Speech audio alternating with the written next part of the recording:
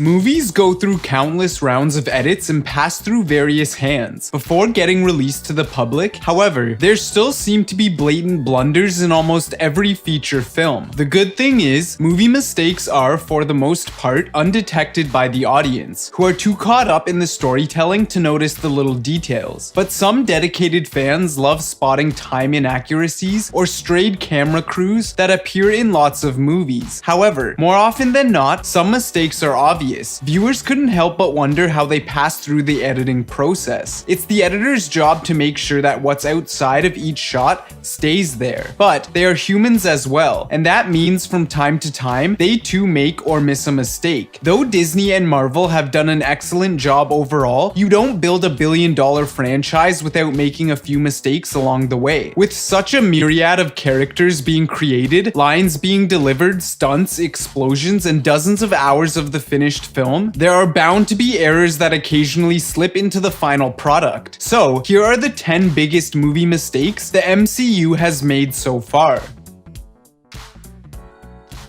X-Men Days of Future Past is a real futuristic dystopian thriller, but there are plenty of mistakes to be found in this popular movie, some lying in continuity, storytelling, adaptation, and some in directing. The movie wasn't easy for Quicksilver to stand out, but luckily he managed to impress everyone in one scene. Quicksilver is using his super speed to take down a room full of Pentagon security guards and break Magneto out of the Pentagon. After breaking the glass, they wait for the door to open, but as soon as it does, they burst through the hallway to the elevator, sending all the guards crashing to the ground. This is when the error occurs. When the scene cuts back to them in the elevator, you can briefly see back down the hallway to the door they came from, but all the guards are missing. Also, when it shows them go through the hallway, it is solid white, but the shot from the elevator shows a black and white striped hallway.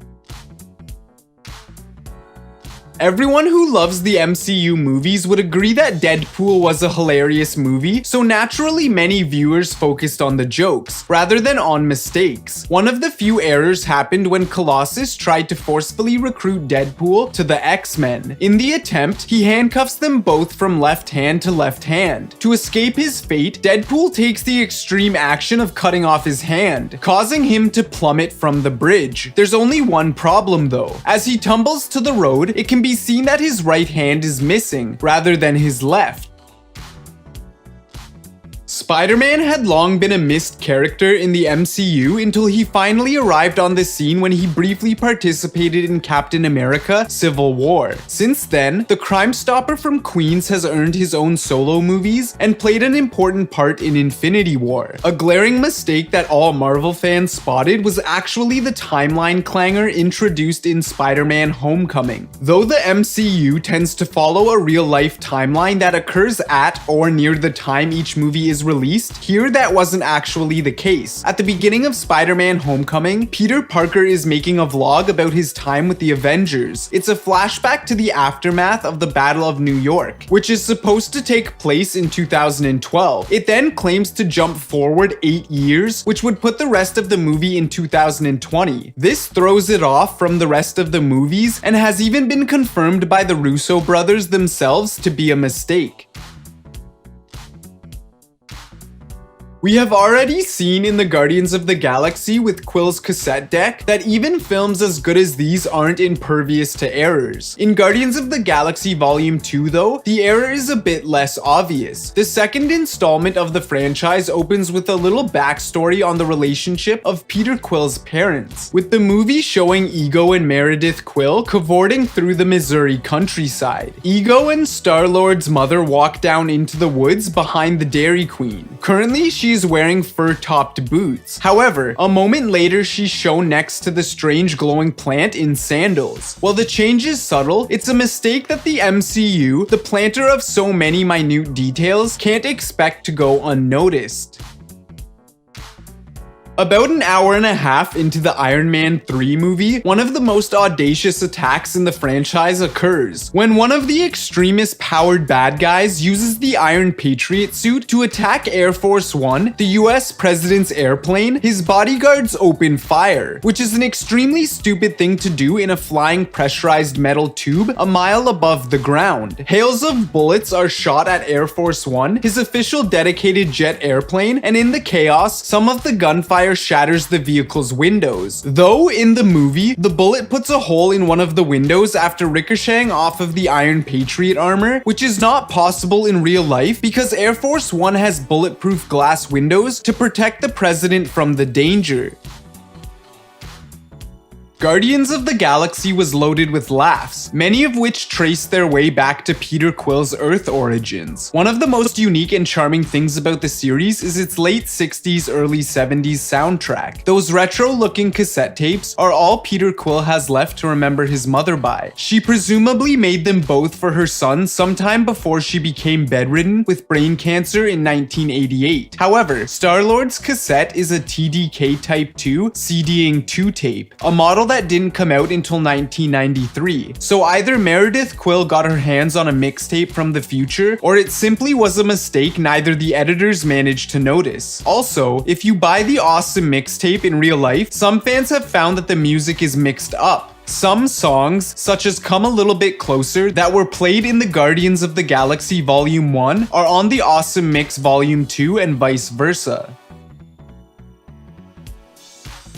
Ant-Man is the closest thing to sci-fi that Marvel Studios has done, and though they tried their best to apply real science to silly powers, they didn't manage to follow the rules of its logic. Twice in the film, it is made clear that the Pym particle works by reducing the space between atoms to shrink an object, and by increasing it to enlarge them. That means that growing or shrinking something wouldn't affect its weight, so Hank Pym couldn't carry a giant 60-ton tank in his pocket, nor could Darren Cross lift a full-grown sheep between finger and thumb. Thomas the Tank Engine wouldn't have destroyed half the house in a police car. Most importantly, one wouldn't be able to go subatomic because you couldn't shrink the space between atoms to make them smaller than atoms.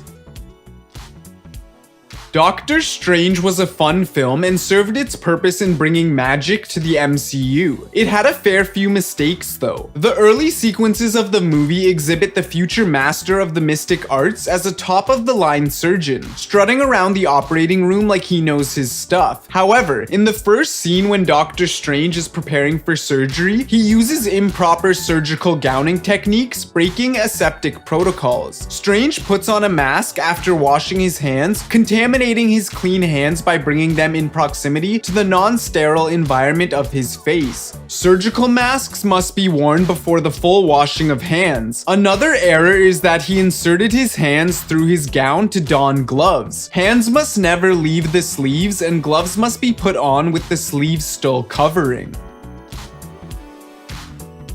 The big final battle of New York at the end of the Avengers is a massive sequence of scenes and arguably the greatest thing Marvel Studios has done up to that point. With that in mind, it's no surprise that many scenes had to be repeated several times, which led to a certain number of continuity mistakes. One such error that may have slipped by everyone's notice was after Captain America takes a serious shot from the Chitauri when he is cut along the stomach in the chaos. His suit gets damaged pretty badly, with clearly noticeable burn marks. However, in the very next scene, his suit looks just fine, without any cut on it. Though Captain America is really good at healing, his suit surely isn't. Among many suits Chris Evans probably had on the set, they just gave him the wrong one for this particular scene.